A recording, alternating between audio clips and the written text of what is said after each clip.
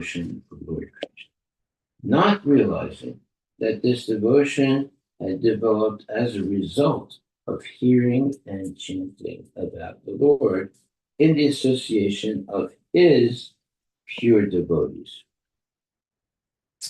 Text 45. Indeed, infatuated as we are with our household affairs, we have deviated completely from the real aim of our life.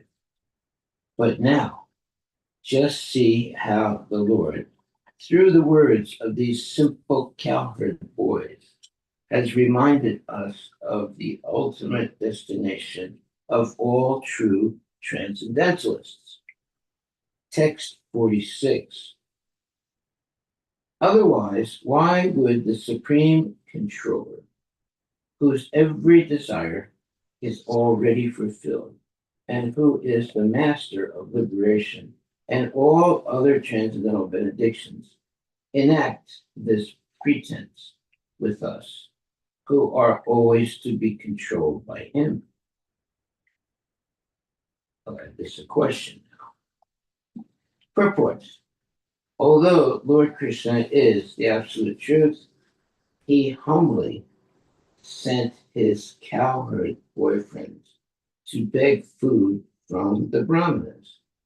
In so doing, he exposed the Brahmanas' foolish arrogance and established the glories of his own transcendental beauty by attracting their very wives to surrender at his lotus feet. Text 47. Hoping for the touch of his lotus feet, the goddess of fortune perpetually worships him alone, leaving aside all others and renouncing her pride and fickleness. That he begs is certainly astonishing to everyone. Purport by Srila Prabhupada. The Supreme Master of the Goddess of Fortune herself obviously does not have to beg for food, as pointed out here by the Brahmanas, who are finally manifesting real spiritual intelligence. Well, that's good. Text 48 and 49. All the aspects of sacrifice, the auspicious place and time, the various items of paraphernalia, the Vedic hymns, the prescribed rituals, the priests and sacrificial fires, the demigods, the patron of the sacrifice, the sacrificial offering, and the pious results obtained. All are simply manifestations of his opulences. Yet, even though we had heard that the Supreme Personality Godhead Vishnu, the Lord of all mystic controllers, had taken birth in the Yadu dynasty, we were so foolish that we could not recognize Sri Krishna to be none other than him. Text 50. Let us offer our obeisances unto Lord Krishna, the Supreme Personality of Godhead. His intelligence is never bewildered, whereas we, confused by his power of illusion, are simply wandering about on the paths of fruitive work. That's not good. Text 51. We were bewildered by Lord Krishna's illusory potency, and thus could not understand his influence as the original personality of Godhead. Now, we hope he will kindly forgive our offense. Yeah, he will. 52, text 52. Thus, reflecting on the sin they had committed by neglecting Lord Krishna. They became very eager to see him. But being afraid of King Kamsa, they did not dare go to Raja. Purport by His Divine Grace, Sri Bhaktivedanta Swami Prabhupada.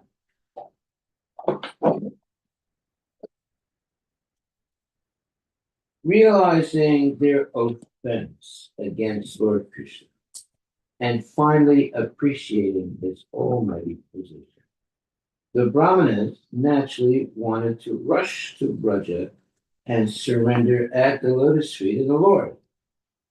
But they were afraid that Kamsa would certainly kill them when his spies reported that they had gone to Krishna. The Brahmana's wives were absorbed in ecstatic Krishna consciousness and thus went to Krishna anyway. And their husbands are like wimps, and their wives are completely dedicated to serving Krishna.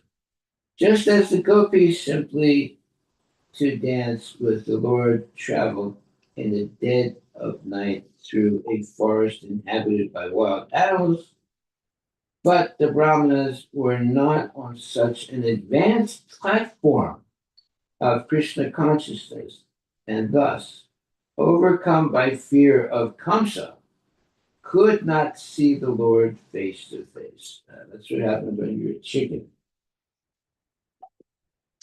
Thus end the purports of the humble servants of His Divine Grace, A.C. Bhaktivedanta Swami Prabhupada, to the 10th canto, 23rd chapter of the Srimad Bhagavatam, entitled The Brahmana's Wives Blessed.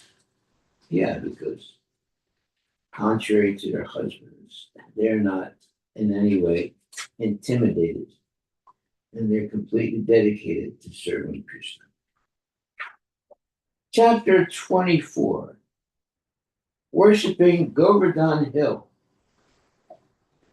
In this chapter, Lord Sri Krishna crushes the pride of Indra by prohibiting a sacrifice intended for him and initiating a substitute sacrifice in worship of Govardhan Hill. That's good.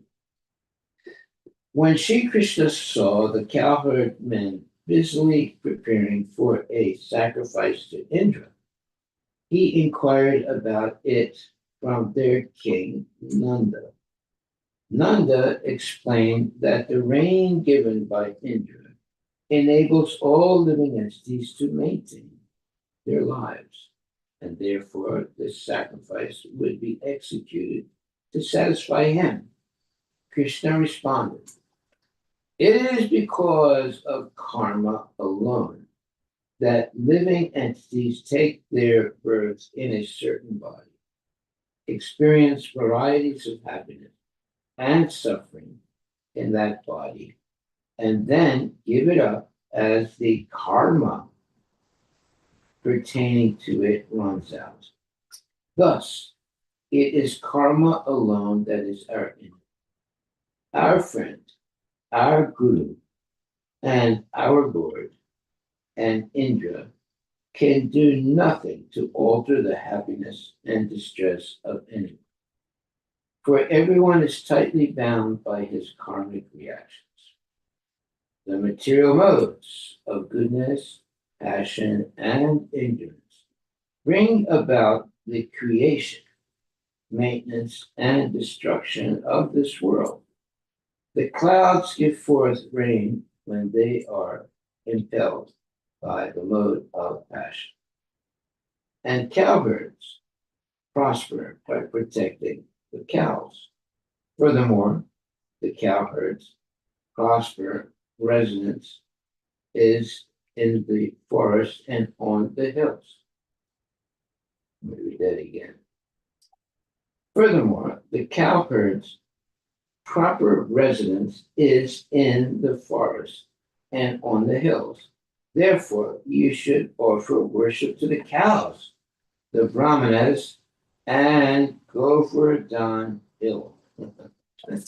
Yeah, you don't have to worship anything else.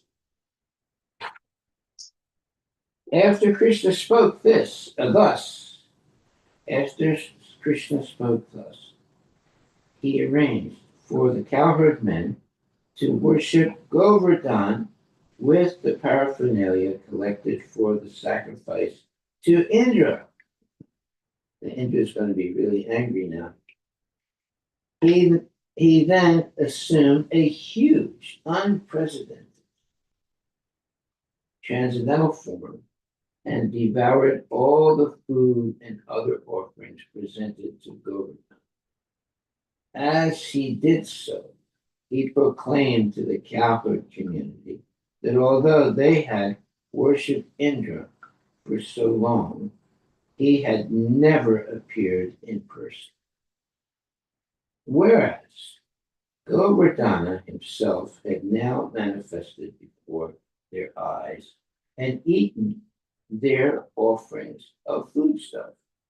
Therefore, they should all now offer obeisances to Govardhan Hill. Then Lord Krishna joined the cowherd boys in offering obeisances to his own newly assumed form. Wow. Okay. Text number 1. Sukadeva Goswami said, while staying in that very place with his brother Baladeva, Lord Krishna happened to see the cowherd men busily arranging for a sacrifice to Indra. Yeah, we're going to stop this now. Purport. According to Srila Sridhar Swami and other acharyas, the words Tatra, Eva, in this verse indicate that Lord Krishna stayed in the village of the Brahmanas, whose wives had satisfied him by their devotion.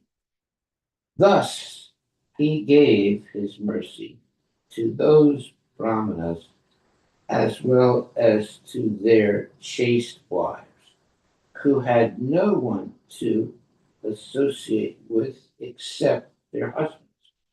In that place, the cowherd men, headed by Lord Krishna's father, Nanda Maharaj, were somehow or other preparing an elaborate sacrifice to Lord Indra. And Lord Krishna reacted as follows. Yeah, why are you doing this? Okay, text 2. Being the omniscient super soul, the supreme Lord Krishna, already understood the situation. Yet he still humbly inquired from the elders, headed by his father, Nanda Maharaj. Lord Krishna was eager to enact his pastime of lifting Govardhan Hill and defeating the false pride of Indra. And thus he cleverly inquired from his father about the imminent sacrifice. Yeah. Text number 3. Lord Krishna said, my dear father, kindly explain to me what this great endeavor of yours is all about. What is it meant to accomplish? If this is a ritual sacrifice, then for whose satisfaction is it intended? And by what means is it going to be executed? Wow. Krishna is very, very thorough. He's going to stop his father from doing this sacrifice. Please tell me about it, O Father. I have a great desire to know and am ready to hear in good faith. Certainly, no secrets are to be kept by saintly personalities who see all others as equal to themselves, who have no conception of mine or another's, and who do not consider who is a friend, who is an enemy, and who is neutral. Wow.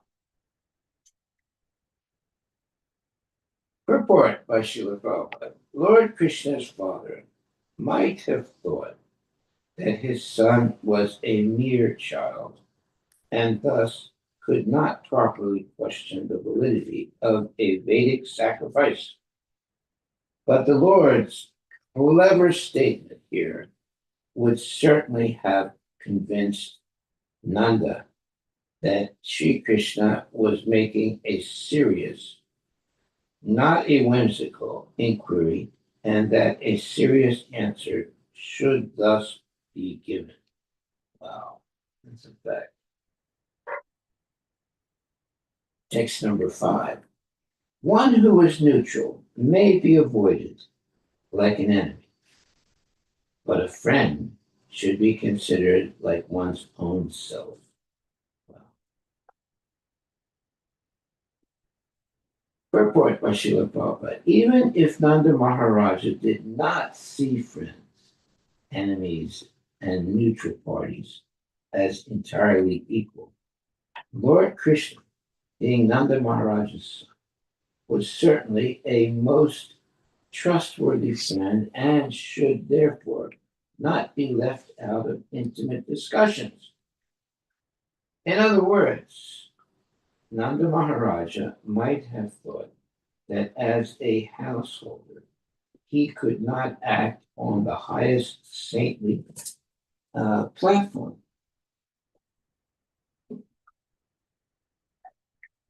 And thus, Lord Krishna furnished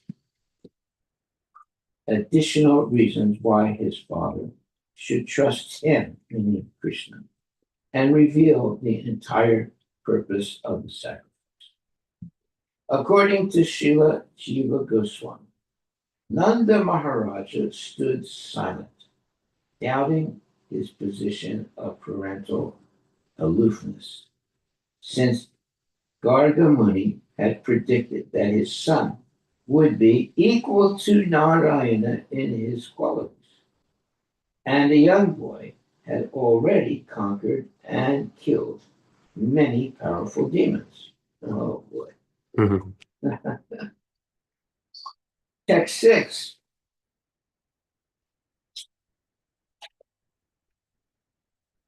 When people in this world perform activities, sometimes they understand what they are doing, and sometimes they don't. Those who know what they are doing achieve success in their work, whereas ignorant people do not. That's very correct. Very, very good. Purport by Srila Prabhupada. The Lord here informs his father that people should perform a particular ceremony or activity only after thoroughly understanding it through discussion with their friends. We should not be blind followers of tradition. If a person doesn't even know what he's doing, how can he be successful in his work? See, that makes a lot of sense. This essentially is the Lord's argument in this verse. Since Sri Krishna, as the young child of Nanda, would naturally be expected to show enthusiasm for his father's religious activities, it was the father's duty to give the son a thorough explanation of the ceremony. Okay, makes sense. Text 7. Such being the case, this ritualistic endeavor of yours should be clearly explained to me. Is it a ceremony based on scriptural injunctions or simply a custom of ordinary society? Wow, that's cutting to the we call uh, the real issue here. Text 8. Nanda Maharaj replied, the great Lord Indra is the controller of the rain. The clouds are his personal representatives, and they directly provide rain, which gives happiness and sustenance to all creatures. Purport by Srila Prabhupada. Without clean rainwater, the earth could not possibly provide food or drink for anyone, nor could there be cleanliness. Thus, it would be difficult to overestimate the value of rain. Text number 9. Not only we, my dear son, but also many other men worship him, the Lord and master of the rain-giving clouds. We offer him grain and other paraphernalia of worship produced through his own discharge in the form of rain. Purport by Srila Prabhupada. Nanda Maharaja patiently tried to explain the facts of life to his young son, Sri Krishna.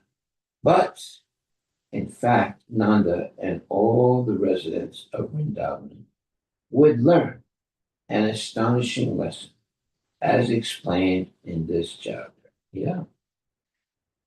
This young boy, young Krishna, is going to educate his father and uh, uh, the other men what is the proper thing to do. Text 10. By accepting the remnants of sacrifices performed to Indra, people sustain their lives and accomplish the threefold aims of religiosity, economic development, and sense gratification.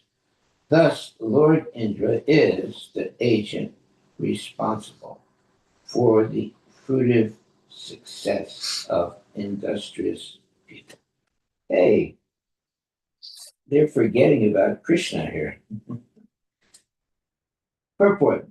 One might object that people sustain themselves by farming, industry, and so on. But as previously mentioned, all human and non-human endeavor depends on food and drink, which cannot be produced without ample rain. By the word tree varga, Nanda further points out that the prosperity achieved through the sacrifice for Indra is meant not merely for sense gratification, but also for religiosity and economic development. Unless people are well fed, it is difficult for them to execute their duties. And without performance of duty, it is very difficult to be religious. Yeah, but that sounds good, but they're forgetting that Krishna is the Supreme Personality of Godhead. Let's see what it says. Text 11. This religious principle is based on sound tradition. Anyone who rejects it out of lust, enmity, fear, or greed will certainly fail to achieve good fortune. Purport. If a person neglects his religious duties because of lust, envy, fear, or greed, his life will never be brilliant or perfect. Text number 12. Sukadeva Goswami said, when when Lord Kesava Krishna heard the statements of his father, Nanda, and other senior residents of Vraja, he addressed his father as follows to arouse anger in Lord Indra. Yeah, he's going to say, look, you don't have to worship Lord Indra. He's a nonsense person. It's just listen to what I say, Dad. And then his father is going to say, well, look, okay, you don't want us to worship Indra.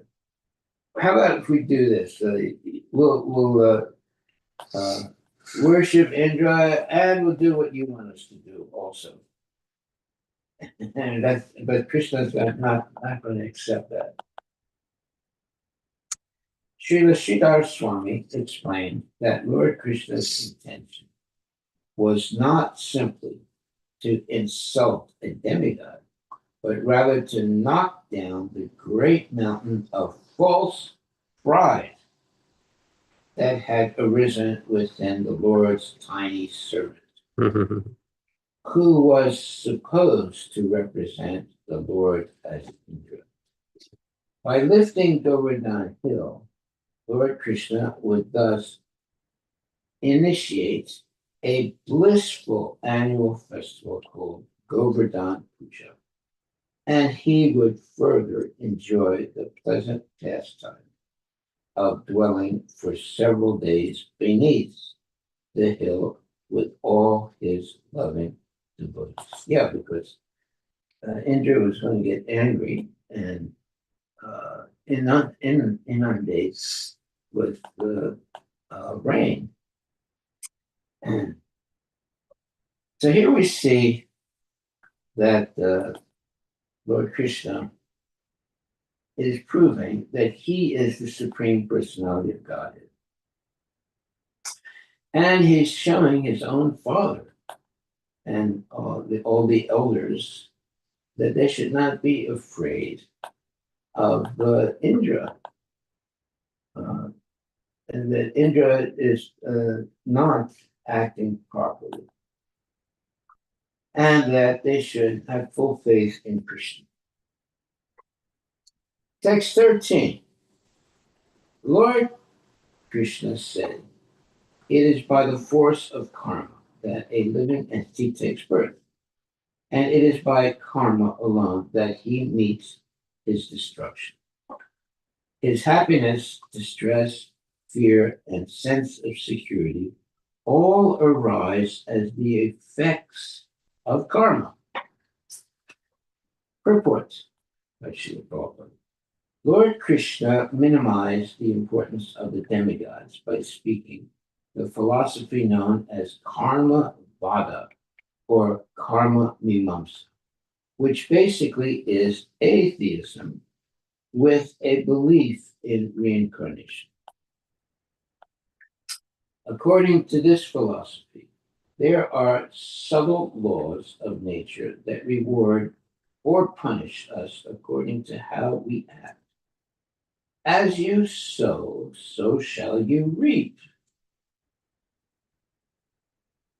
And in a future life, one reaps the fruit of his present work.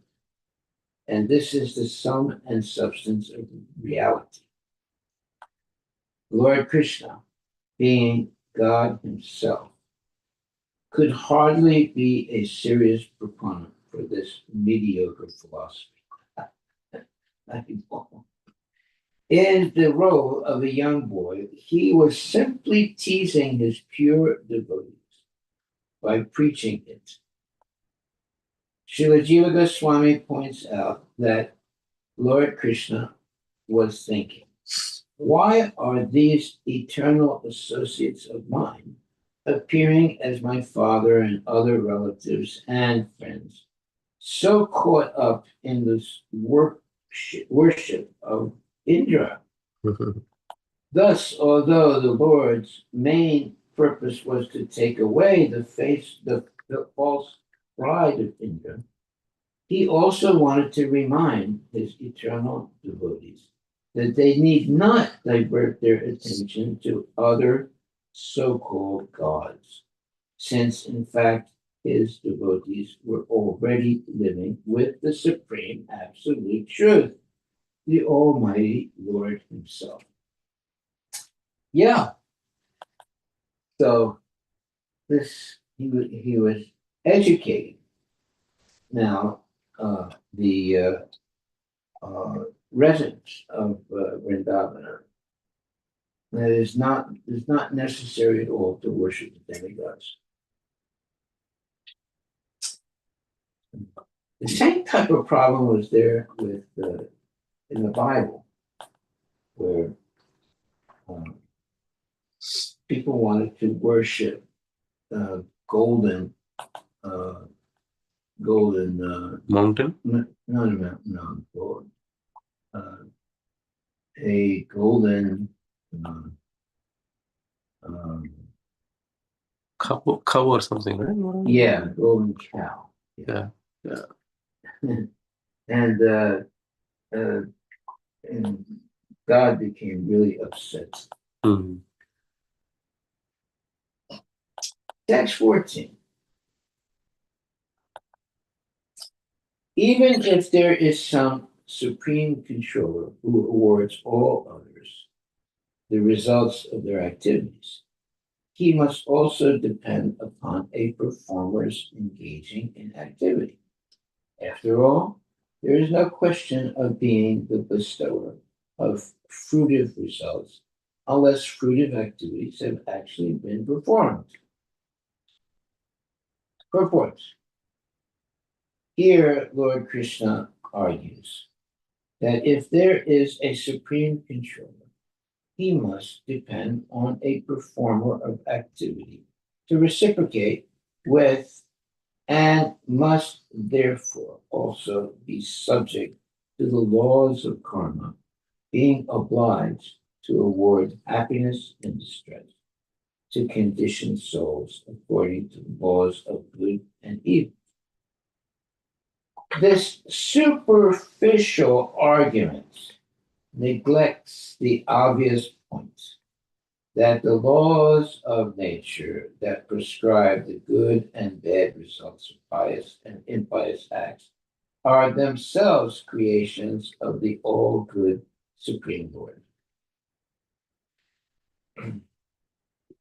Being the center and being the creator and sustainer of these laws, the Lord is not subject to them. Furthermore, the Lord is not dependent on the work of the conditioned souls, since he is satisfied and complete within himself. Out of his all merciful nature, he awards the results appropriate to our activities. That which we call destiny, fate, or karma is an elaborate and subtle system of rewards and punishments meant for gradually encouraging the conditioned souls to evolve to the stage of perfect consciousness, which is their original constitutional nature. Yeah, so God can uh, instruct people by taking away their sense gratification and uh, instructing them by uh, uh, misery. Misery is a message to all living entities that they're doing something wrong. And therefore, it's an impetus for people to uh, find out why they are unnecessarily suffering. The Supreme Personality Godhead is so dexterously, excellent, dexterously means so, and so uh, in a very nice way, or very, say, uh, perfect way, formulated and applied the laws of material nature governing punishment and reward for human behavior, that the living being is discouraged from sin and encouraged toward goodness without suffering any significant interference with his free will as an eternal soul. Yeah, so God can educate people by uh, the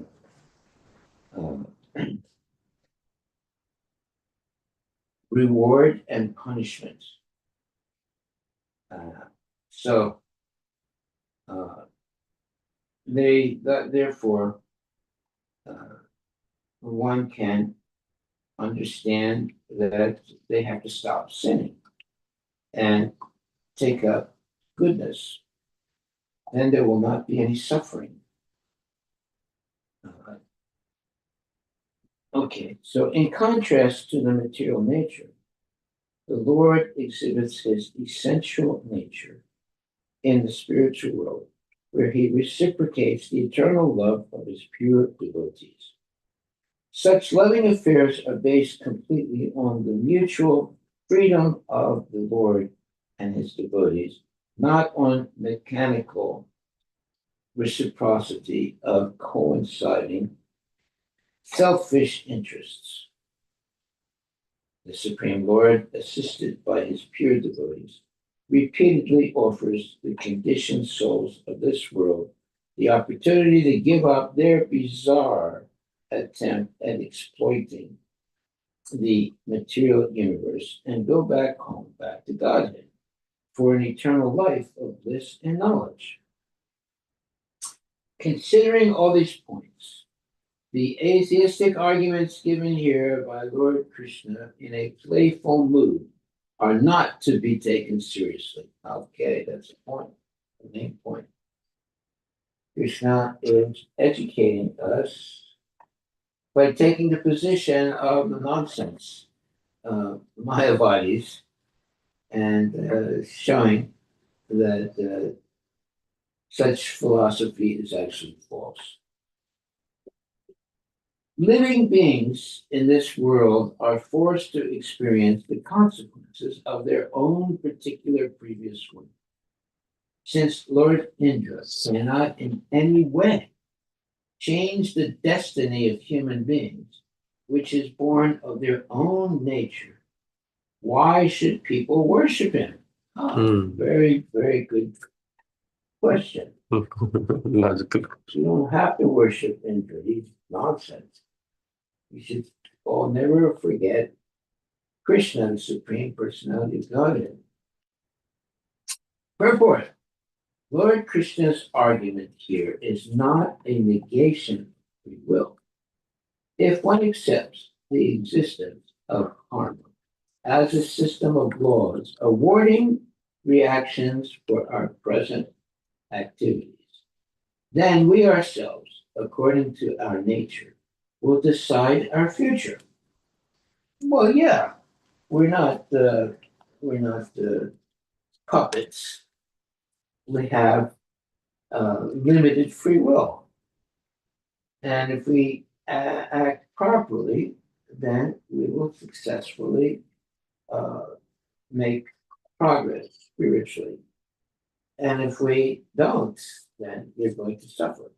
So the whole idea of what you would call reward and suffering is a way of educating people. So let's see what it says here. Lord Krishna's argument here is not a negation of free will.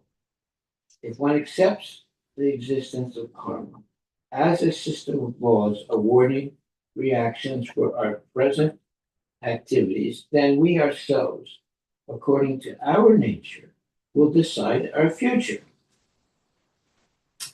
Our happiness and distress in this life have already been adjudicated and fixed according to our previous activities, and not even the demigods can change that. Ah, very important statement. They must award us the prosperity or poverty, sickness or health, happiness or distress due us by our previous work. However, we still retain the freedom to select a pious or impious mode of activity in this life. And the choice we make will determine our future suffering and enjoyment. Well, in other words, the only viable thing to do in life is to surrender ourselves to Krishna and not ignore that surrender.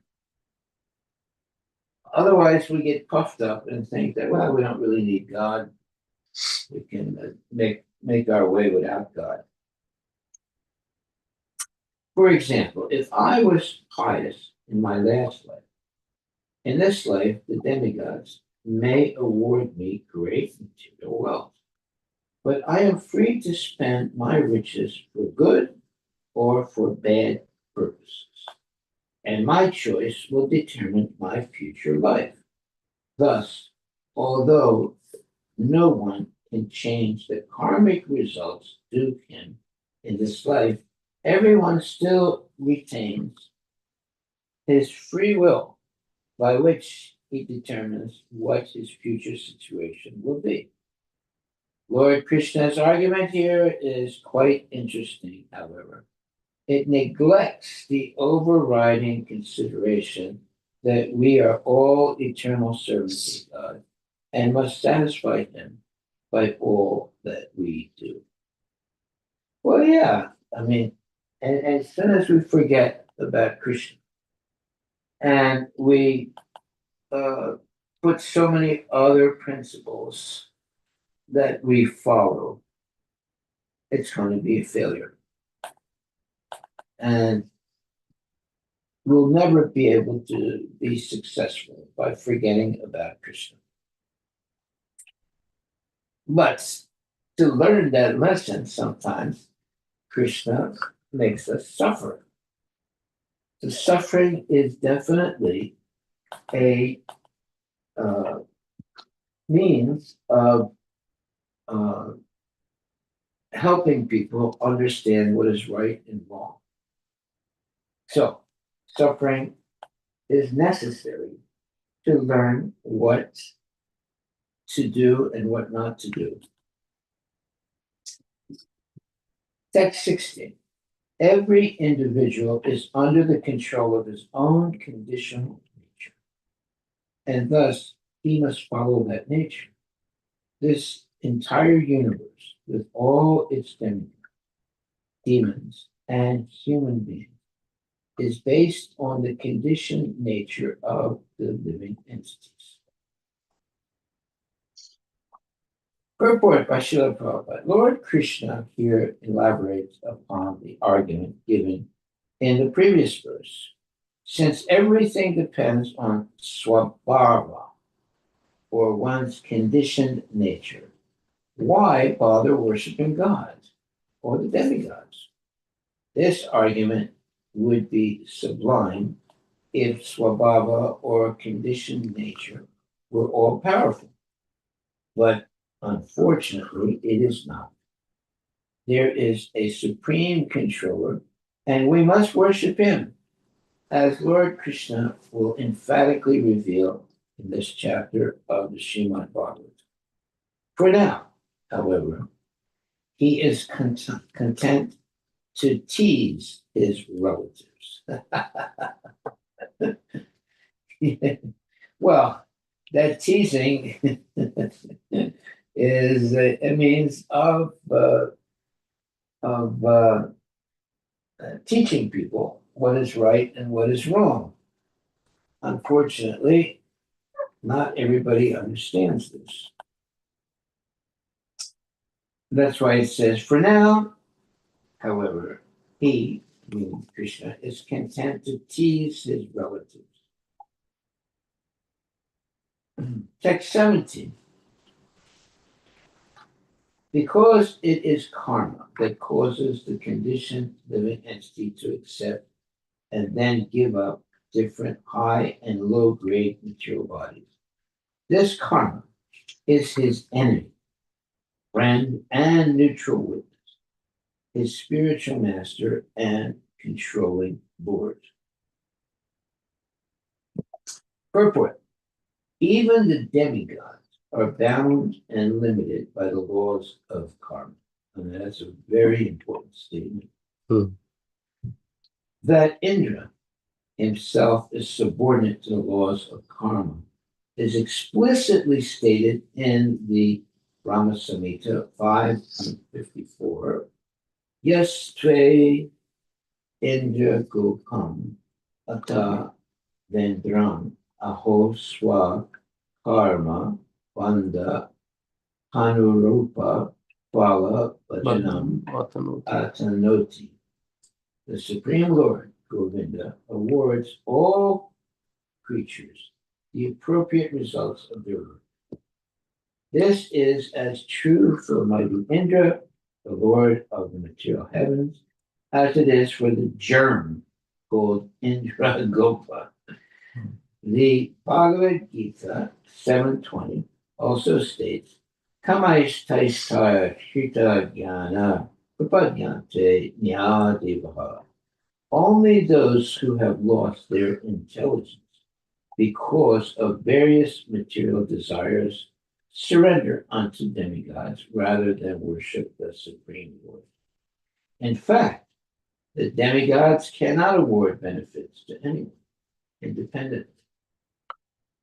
As stated by Lord Krishna in the Gita, Mayeva Vihitan Itan. All benefits are ultimately issued by the Lord himself. Okay, well, that's the lesson that is being taught here. That you cannot act independently. We are all dependent on the Supreme Personality of Godhead. And we should not be misled by false philosophies. There's only one, let's say, supreme philosophy, that is to surrender completely to Krishna. But people are always seeking other means and other philosophies, and they uh, end up suffering unnecessarily. Thus, it is not altogether incorrect to say that the demigod worship is useless, since even the demigods are under the laws of karma. In fact, this is the case. But Lord Krishna, the supreme absolute truth, is not subordinate to the law of karma. Rather, he can independently offer or withhold his favor.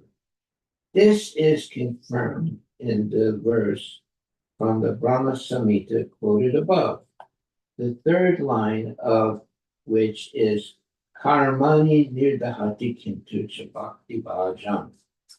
The Supreme Lord burns up all the accumulated karma of those engaged in his loving service. Not only is Lord Krishna above the laws of material action and reaction, but he can immediately dissolve these laws for anyone who satisfies him through loving service. Thus, the mighty God is supreme in absolute freedom. And by surrendering to him, we can escape the bonds of karma and stop accepting their dismal rule as supreme. Well, there it is. That's the ultimate statement now.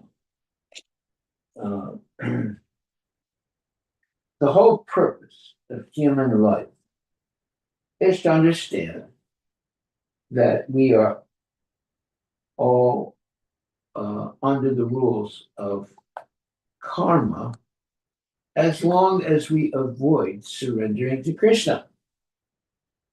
So when we understand that surrender to Krishna is the only way to have a real life and to become free of karma and go back to Godhead. Otherwise, we're going to make the same mistakes over and over again and be bewildered and unnecessarily suffer. Text 18, and we'll finish with this. Therefore, one should seriously worship work itself. A person should remain in a position corresponding to his nature and should perform his own duty. Indeed, that by which we may live nicely is really our worshipable deity. This is not necessarily true. Purport. Lord Krishna here proposes the modern, if absurd, philosophy that our work or occupation is really God, and that we should therefore simply worship our work. Upon close scrutiny, we observe that our work is nothing more than the interaction of the material body with material nature. As Lord Krishna himself states in a more serious mood in the Bhagavad Gita 3:28, Guna Gunesu Vantata Karma Mimamsa philosophy accepts that good activity in this life will give us better next life. If this is true, there must be some type of conscious soul different from the body. And if that is the case, why should a transcendental soul worship the interactions of the temporary body with material nature? If the words sampujita, sampujayet karma here means that one should worship the laws of karma governing our activities. Well, that's a mistake. We should worship Krishna. We don't have to worship the laws of this or laws of that. Then one may astutely ask what it means to worship laws. And indeed, what might be the origin of such laws and who is maintaining them? To say that laws have created or are maintaining the world is a meaningless proposition. There it is. A meaningless proposition. Since there is nothing about the nature of a law that indicates it could generate the existential situation it is supposed to govern. In fact, worship is meant for Krishna himself, and this real conclusion will be clearly revealed in this chapter. So that's the whole gist of this way that we're being educated. We should not accept any of these different philosophies. We should have one philosophy that is surrendered to Krishna.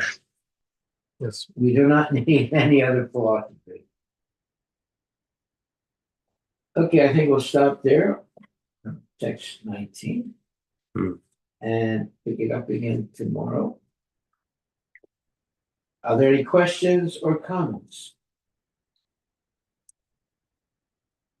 This has always been the problem in the material world. The fact that people surrender themselves to false ideas and philosophies. And because of that, they ignore Krishna, the Supreme Personality of Godhead. And they engage in all kinds of so-called phony philosophical paths. And they end up in a dead end. So, what's being explained here is that the Almighty God is supreme in absolute freedom. And by surrendering to Him, we can escape the bonds of karma and stop accepting their dismal rule as supreme. There it is. That's our takeaway for today. We don't need any new philosophies that are not actually bona fide. What we need is completely surrender to Krishna, the Supreme Personality of Godhead. And by surrendering to Him, we can escape the bonds of karma and stop accepting their dismal rule as supreme. Here it is. This is our takeaway for today. We don't need anything else. We only need to surrender to Krishna and act as the disciples of the Lord and not be misled by other types of philosophies and so forth. Okay. There's so many philosophies. And those philosophies are coming and going all the time, and people are being misled. But there's only one real philosophy: surrender to Krishna. Without surrendering to Krishna, we're never going to become free from karma and free from birth and death in the material world. Okay. Oh, glory to Srila Prabhupada ki jai. Huge learning from this chapter, Yeah. the last chapter.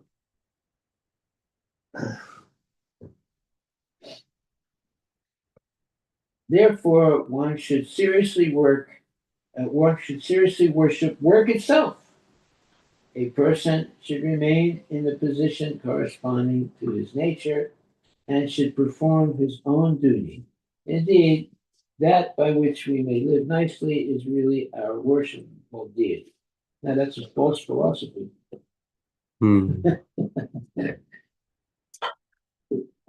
So, see, Krishna is educating us by using false philosophy. Let's see what it says. Lord Krishna here proposes the modern, if absurd, philosophy that our work or occupation is really God, and that we should therefore simply worship our work.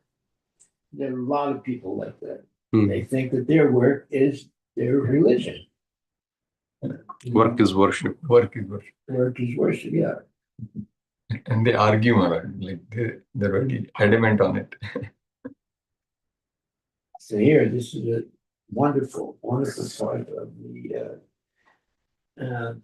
Srimad Bhagavatam to educate us not to follow phony philosophies. Yeah. Therefore, one should seriously worship work itself. That's complete nonsense. A person should remain in the position corresponding to his nature and should perform his own duty. Indeed, that by which we may live nicely is really our worshipable deity. That's it's a false philosophy. And that's why it says in the purport, Lord Krishna here proposes the modern, if absurd, philosophy that our work or occupation is really God. And that we should therefore simply worship our work.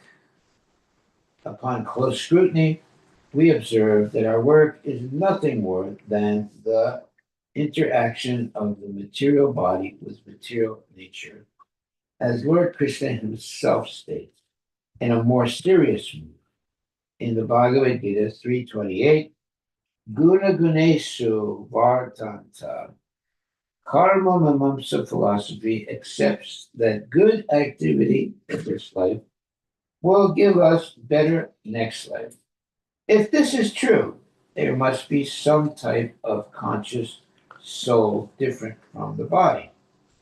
And if that is the case, why should a transcendental soul worship the interaction of the temporary body with material nature? If the words some pujaya karma here mean that one should worship the laws of karma governing our activities, then one may astutely ask what it means to worship laws, and indeed, what might be the origin of such laws, and who is maintaining them. To say that laws have created or are maintaining the world is a meaningless proposition, since there is nothing about the nature of law that indicates it could generate the existential situation it is supposed to govern. In fact, worship is meant for Krishna himself, and this real conclusion will be clearly revealed in this chapter. Harivilas. Yeah, so we don't need to think that laws, mundane laws, are going to help us maintain our life in this material world.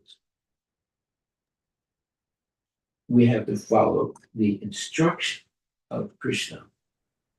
And that's what's being, that's the whole purpose of what we're reading here today.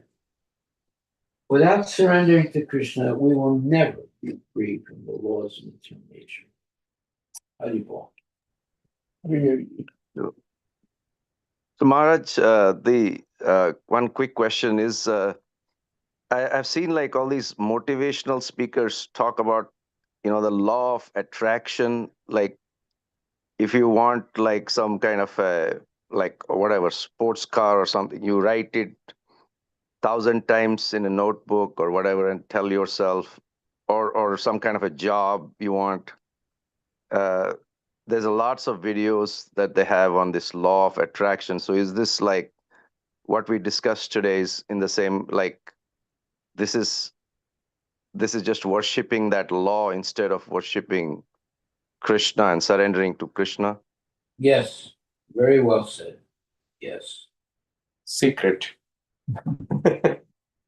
People are always coming up with new philosophies, but they're philosophies. Right. They're not philosophies.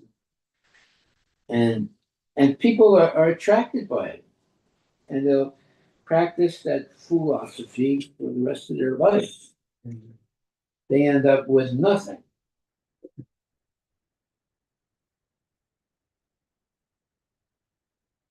Yeah, when you speak a lie, many people come and say, "Oh, this sounds very good.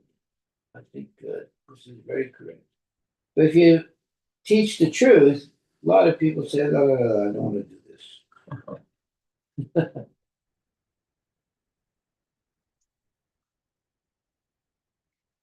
Okay, so there's so many points to talk about here. We'll pick it up again tomorrow. We'll go over some of this again tomorrow. Hare Krishna. So we'll end the session. Hare Krishna.